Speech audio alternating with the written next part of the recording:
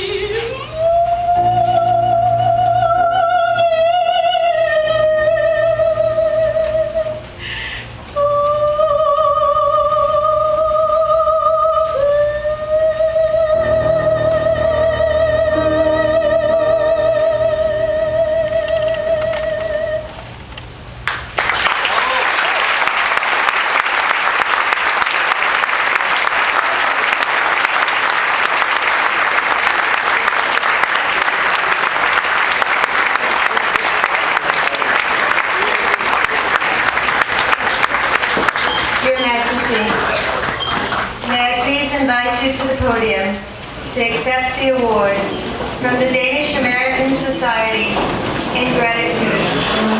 Det er en ære.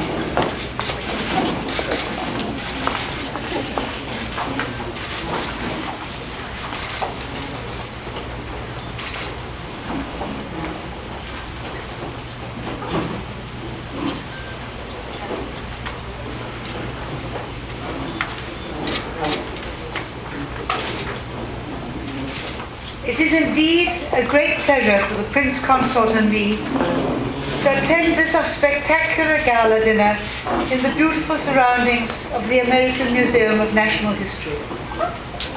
Our warmest thanks go to the Danish American Society for hosting this evening. I am deeply honored and touched to receive the Person of the Year award, and very touched by the highly original form it has taken. The idea of combining a sort of sculpture to put on the wall of the Danish, the Dannebrog and the Stars and Stripes. And I really appreciate the thought behind it, and very much also the form it has. The Danish American Society represents people who have contributed to the building of the United States as a great nation and a strong democracy. Over the years, thousands of Danes have arrived in the United States with little or nothing, but with a sincere wish to work hard and in the hope of building a better or maybe a different life for themselves.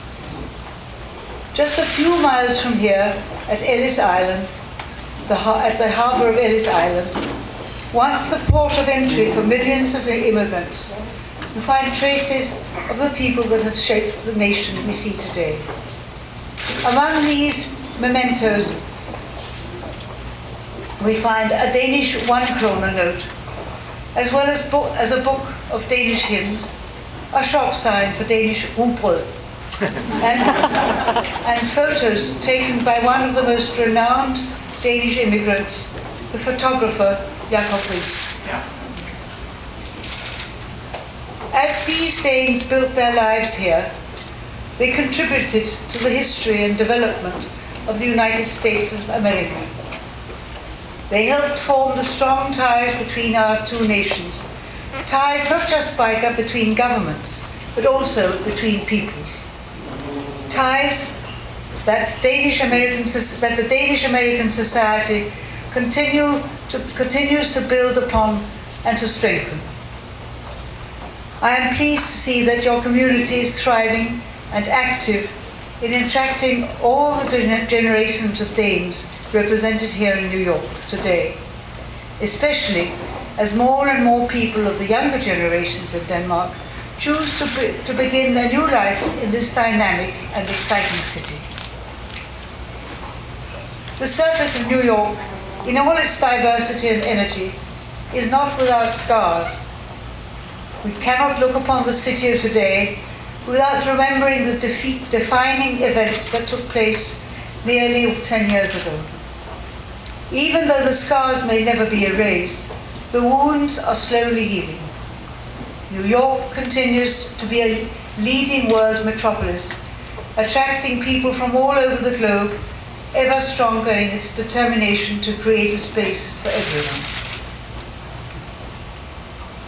It has been 20 years since the Prince Consort and I last visited the United States of America together, and we have been looking forward to visit New York again with great joy and anticipation. We have just arrived from Washington, where we had the opportunity to see the Royal Danish Ballet perform and to meet the First Lady, Michelle Obama. Here in New York, it has been a pleasure to visit the Museum of Modern Art and witness the talented Danish designers who have submitted proposals to create new furniture for the United Nations.